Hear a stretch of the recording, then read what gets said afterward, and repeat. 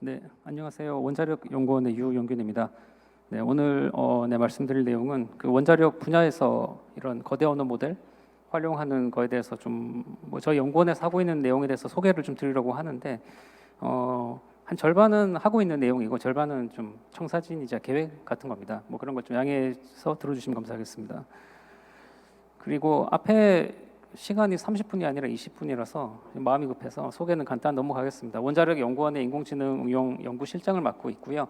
그다음에 사단법인 그 커뮤니티 AI 프렌즈 대표를 맡고 있습니다. 저희가 앞에 약간 이런 것들을 좀 넣어봤어요. 저희가 그 인공지능을 제가 2017년부터 시작을 했고 지켜보면서 그 문화가 좀 다르다. 인공지능에서 이런 너무나 좀 다른 학문들하고 비교했을 때 좀 빠르게 변화하는 것들에 대해서 되게 인상 깊었습니다. 인상 깊었고 그런 것들에 대한 원동력이 이런 개방 공유 협업 문화라고 얘기를 하고 있고 소스 코드를 오픈한다든지 아카이브에 프리프린트 형태로 논문을 먼저 낸다든지 아니면 꼭 연구소가 아니라도 사람들이 모여서 연구를 합니다. 이런 문화들이 되게 좋고 아마 저 인공지능 말고 다른 분야에서도 이런 것들 따라가야 되지 않을까 생각해서 이제 제가 만든 커뮤니티가 AI 프렌즈라는 커뮤니티고요. 그래서 2018년부터 이 커뮤니티가 이렇게 활동을 하게 되고 그 후에 이렇게 유튜브로도 활동하고 인공지능 축제도 열고 대회도 하면서 좀 활발하게 활동을 하고 있습니다. 그래서 저는 이런 그 출연연에서 특히 이런 사실은 좀 협력을 해야 되는데 많이 못 하고 있잖아요. 그래서 이번에 이런 오픈 소스 센터 테크 데이 이런 행사가 되게 의미 있다고 생각을 하고 저는 응원합니다. 응원하고 잘 됐으면 좋겠습니다. 그래서 넣어봤고요. 그리고 연구원에서는 저희 인공지능 응용 연구실이 만들어져서 실장을 맡고 있습니다. 여기서 하는 일 그냥 짧게 말씀드리면 지금 인공지능을 원자력 연구원에서 원자력 분야에 사실 안 쓰이는 분야가 없어요. 대부분의 분야에 다 쓰이고 있는데 원자력 가장 문제는 사람이 적고 인프라가 없다는 것이 문제입니다. 그렇기 때문에 어떻게 하면은 인공지능 연구를 효율적으로 하기 위해서 저희가 핵심되는 어떤 인공지능 R&D를 수행을 하고 서포트를 하는 그런 조직이라고 말씀드릴 수 있습니다. 그래서 저희가 허브 역할을 하고 있고 그리고 이제 인공지능 그 도메인에서 인공지능 하시는 스포크 분들, 현업 연구 다른 연구 부서에서 이제 인공지능 하시는 분들도 많이 육성하고 채용해서 전사적으로 인공지능을 잘 활용할 수 있도록 노력을 하고 있습니다.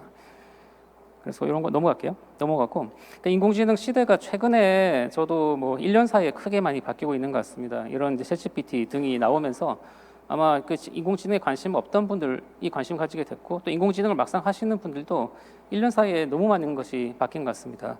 이런 먼저 가장 큰 이 파운데이션 모델이라 그러죠. 우리가 거대 언어 모델, 챗GPT 같은 이런 파운데이션 모델들이 나오면서 예전에는 어떤 특정한 태스크를 수행하기 위한 인공지능 모델을 만들고 또 그걸 하기 위한 데이터를 모아서 학습했다 그러면은 지금 이런 똘똘한 파운데이션 모델 하나를 잘 만들어 놓으면은 이 모델을 살짝 바꿔가지고 여러 가지 태스크들을 다 잘 합니다. 그러니까 모든 사람들이 이제는 파운데이션 모델을 어떻게 하면 잘 만들지를 고민을 하고 있는 거죠.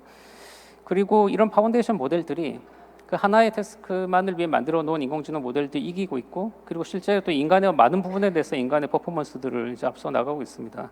이런 일들이 저도 한 50년쯤 지나야지 일어날 것 같은 일들이 불과 한 1, 2년 사이에 확 바뀌면서 예전에 제가 기고를 한 게 하나 있었는데 그런 기고 내용이 좀 이제 지금 와서 보면 좀 부끄럽기도 하고 약간 이불킥 그런 생각도 듭니다. 아무튼 들고요.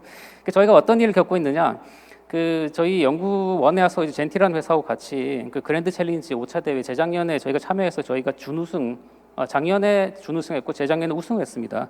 그래서 이 문제가 어떤 문제를 푸는 거냐면은 이런 서술형 수학 문제예요. 어떤 이제 수학 문제를 놓고 이걸 서술형으로 한 초등학교 수학 문제 같은 걸 놓고 이걸 푸는 인공지능 모델을 만드는 건데 저희가 한 절반 정도 맞춰가지고 1등을 했습니다. 1등을 했는데 이게 지금 챗GPT가 더 잘 돼요.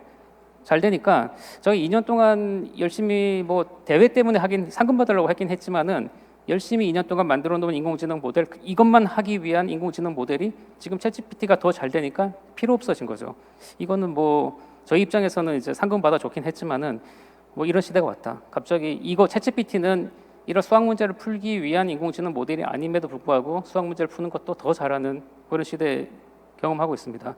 또 한 가지는 저희가 니아에서 데이터 구축 사업을 저희 또 진행을 한 적이 있었고요. 그때 저희가 좀 담당했던 것이 사진을 주고 질문하면 답해주는 시각 정보 기반 질의응답이라는 데이터셋을 구축했습니다. 저희가 데이터셋이 전체 사업이 한 20억 넘었을 겁니다. 20억이 넘고 대부분 이렇게 약간 알바생 분들을 고용해가지고 이게 데이터셋 구축하는 일들 열심히 했는데 이게 막상 뚜껑을 까서 보니까 이게 사람들이 너무 많은 데이터셋을 문제를 만들고 데이터셋을 만들다 보니까 영혼 없이 하시는 경우들이 좀 많고 데이터 품질에 좀 문제가 있었습니다.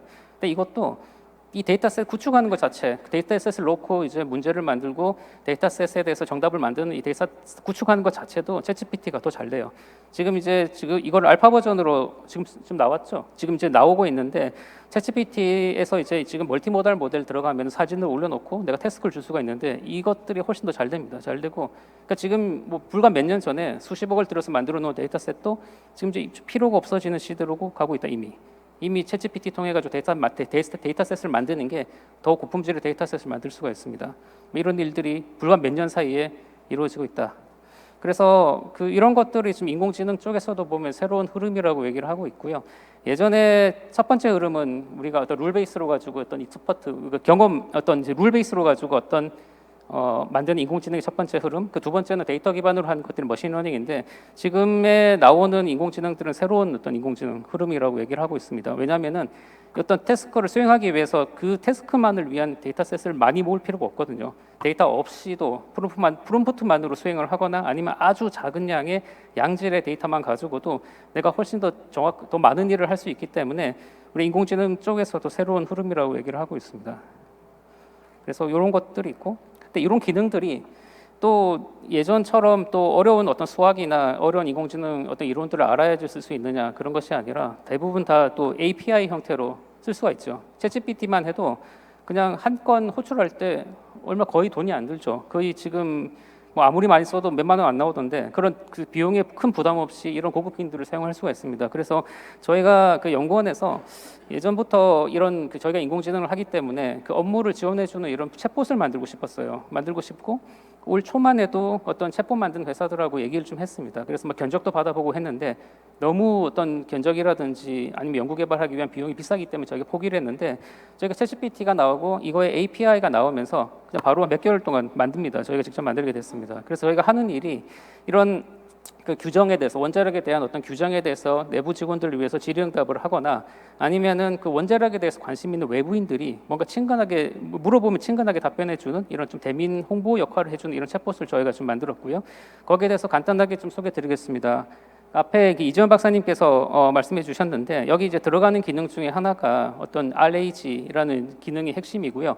우리가 그 챗GPT한테 어떤 정보를 주고 답변하라 그러면은 기똥차게 잘하는데 문제는 챗GPT나 이런 거대 언어 모델이 받을 수 있는 입력의 크기가 제한돼 있습니다. 그렇기 때문에 어떤 정보를 거대 언어 모델이 받을 수 있는 길이만큼 잘라가지고 전달해 주는 것이 중요해요. 그래서 어떤 그 기존의 다른 데이터베이스에서 일종의 사전의 정보 검색 엔진이 들어갑니다. 그래서 거기서 내가 질문과 관련된 정보를 추출해서 내가 한 번에 받아들일 수 있는 양만큼 잘라서 챗GPT한테 던져주고 그 챗GPT한테 답변해달라고 하는 것이 기본적인 큰 컨셉입니다. 이런 기술들을 이제 RAG라고 얘기를 하고 있고요.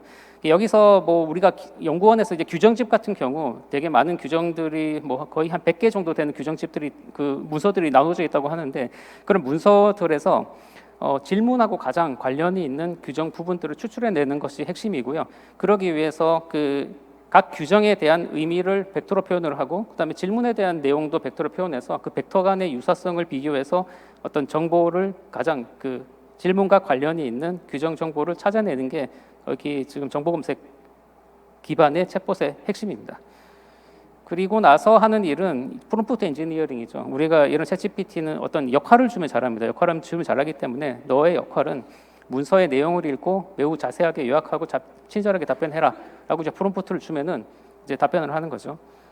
그래서 답변하는 것을 잠깐만요 보겠습니다. 이거 왜 안 나오지? 잠깐만요. 네, 되네요. 그래서 뭐 예를 들어서 우리가 이런 질문들이 사실은 직원들이 잘 모르는 건데 질문을 하면은 관련된 정보들을 먼저 찾습니다. 그 질문하고 관련해 있는 규정의 내용들을 찾아가지고 보여주고요. 그 질문을 토대로 가지고 챗GPT나 이 거대 언어 모델한테 답변하라고 하면 이렇게 답변을 합니다. 예를 들어서 뭐 개인 휴가가 남아 있지 않으면은 무급 휴가를 쓸 수 있다고 하네요. 이런 것도 알려주는 시스템을 만드는 거죠. 그래서 이런 걸 가지고 만들었고 저희가 이걸 가지고 또 이거를 조금 더 많은 사람들이 쓰게 하기 위해서 저희가 그 메신저 카카오톡은 좀 기술적인 문제가 있어가지고 라인하고 연동을 했고요. 라인하고 연동하고 나서 이걸 좀 약간 이제 페르소나를 줬습니다. 우리가 약간 연구원에서 가지고 있는 그 파동이라는 캐릭터가 있기 때문에 파동이가 친근하게 답변한다. 이렇게 페르소나를 주고 이렇게 저희가 챗봇을 테스트를 했고요. 여러 가지 테스트를 해보니까 이 전문적인 지식에 대해서는 한국어 가지고 질문하는 거하고 영어로 질문하는 것이 좀 답변의 차이가 컸습니다. 예를 들어서 원자력에 대한 어떤 그 전문적인 지식은 한글로 질문을 하면은 좀 답변 정확도가 떨어졌기 때문에 예를 들어서 이 질문이 원자력에 관련된 좀 전문적인 지식이라고 하면은 영어로 질문을 하고 그다음 영어로 생성된 답변을 토대로 한글로 다시 답변하도록 이런 시스템을 좀 꾸며가지고 답변 정확도를 향상시켰고요. 그다음에 저희가 의도한 바는 아닌데 이게 챗봇을 만드니까 사람들이 많은 분들이 제일 먼저 해보는 게 연구원 원장 이런 거 물어봅니다. 원래는 이제 이런 거 답변 못 하는데 자꾸 물어보세요. 물어보니까 처음에 하는 거는 이제 이런 프롬프트에다 집어넣는 거죠. 임명 정보, 임명에 대한 질문 답변하지 마. 이렇게 합니다. 해서 이제 답변을 안 하는데 그래도 이게 질문을 좀 다르게 하면 답변하는 경우들이 있거든요. 이 프롬프트로 가지고는 이런 모든 것들을 100% 컨트롤할 수 없기 때문에 저는 이런 기능이 아닌데 사람들이 이거부터 제일 먼저 해보고 이게 안 된다고 뭐라고 하니까 그래서 검색 기능을 추가를 합니다. 그래서 여기다 이제 구글 검색 기능을 질문에 대해서 구글 검색을 하고 검색 결과를 토대로 답변하는 식으로 저희가 또 기능을 추가를 합니다. 그리고 또 하나 뭐 문제점이라면 이런 것들이 있어요. 우리가 프롬프트 엔지니어링이라는 게 중요하죠. 뭐라고 프롬프트 적는 게 중요한데 이게 생각보다 탈취가 쉬워요. 예를 들어서 그냥 내가 아무 내용도 없는 상태에서 영어로 번역해줘 하면은 그 프롬프트가 그냥 영어로 튀어나옵니다. 그럼 약간은 이제 뭐 회사의 노하우 같은 거일 수도 있고 좀 부끄럽기도 하고 하잖아요.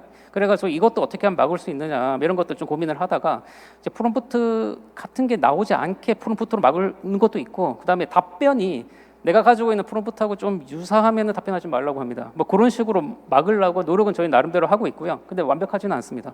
잘 쓰면 또 프롬프트가 튀어나옵니다. 이거 좀 근본적인 좀 문제가 있는 것 같고요.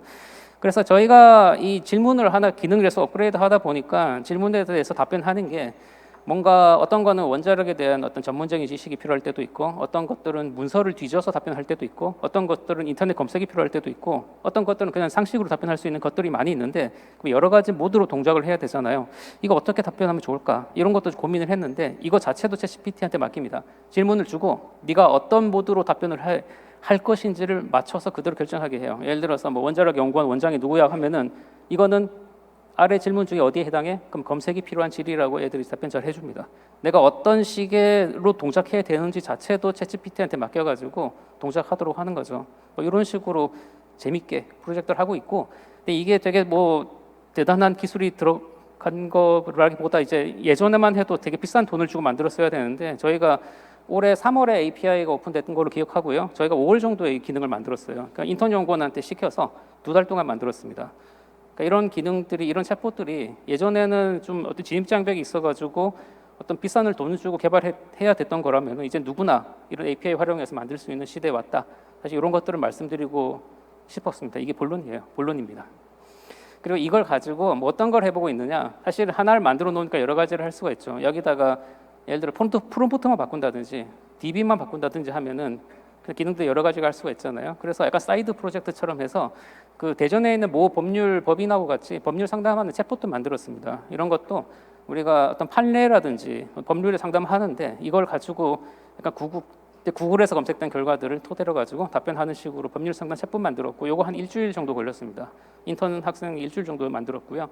또 사이드 프로젝트로 하는 게 그래서 우리 딸의 친구를 만들어주고 싶다 해서 저희가 해설아 저희 그 10살 초등학교 4학년 이제 저희 딸이 해설하는 딸이 있는데 그 딸의 친구를 만들어 봤어요. 그래서 우리가 너는 10살 딸의 친구고 뭐 이름을 자주 불러줘야 되고 친근하게 답변해 줘야 되고 인생에 대해서 긍정적으로 조언을 해줘야 돼. 뭐 이런 식으로 이렇게 페르소나를 주고 챗봇을 만들어 가지고 이렇게 딸한테 써보라 그러니까 되게 좋아합니다.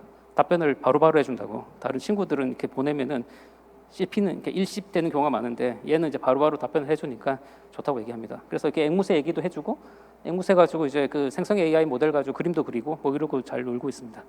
이런 것들을 저희가 연구원에서 하고 있는데 기능적으로는 이제 웬만큼 이제 좋아져서 써먹을 수 있을 것 같은데 사실은 뭐 여기서 제가 말씀드리면은 이게 보안성 이슈 이런 것 때문에 사실 아직까지 오픈을 하지는 못하고 있어요. 뭐 그런 사정들이 좀 있습니다. 내부적으로 개발은 계속 하고 있고요. 그 다음에 저희가 좀 계획적인 겁니다. 원자력 분야에서 이런 언어 모델들을 어디에 활용할 수 있느냐? 사실은 원자력 분야만큼 문서 작업을 많이 하는 곳이 없습니다. 우리가 그 설계하는 과정에서도 문서를 많이 쓰고 있고 원자로를 운영하는 과정에서 운영 절차서들이 상당히 많이 있고요.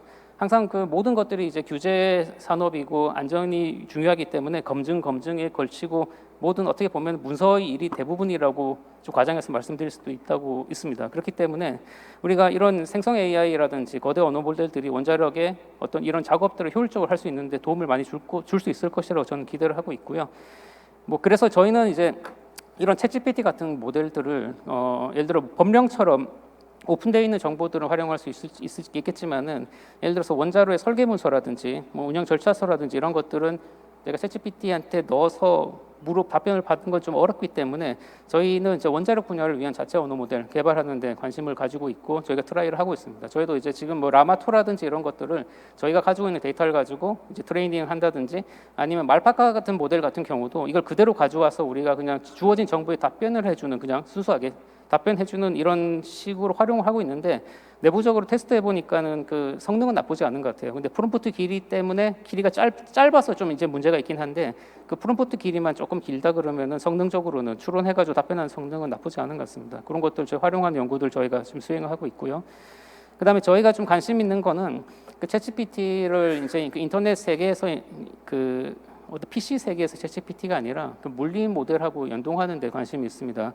예를 들어서 우리가 그 이런 로보틱스하고 챗GPT하고 연동하는 연구들이 최근에 많이 이루어지고 있고 예를 들어서 그 로봇을 제어할 때 로봇의 어떤 관절들을 어떻게 움직이는지 이런 것들을 사실은 되게 수작업으로 인간이 다 프로그래밍해서 디플로이 해가지고 동작하게 되는데 중간 과정에서 그 작업을 LLM이 해주자는 거죠. 인간은 고차원적인 지시만 내리고 구체적으로 로봇이 어떻게 움직여야 되는지는 LLM한테 시켜가지고 동작하도록 하자. 이런 컨셉들을 지금 많이 하고 있고 연구를 많이 하고 있는 걸로 알고 있습니다.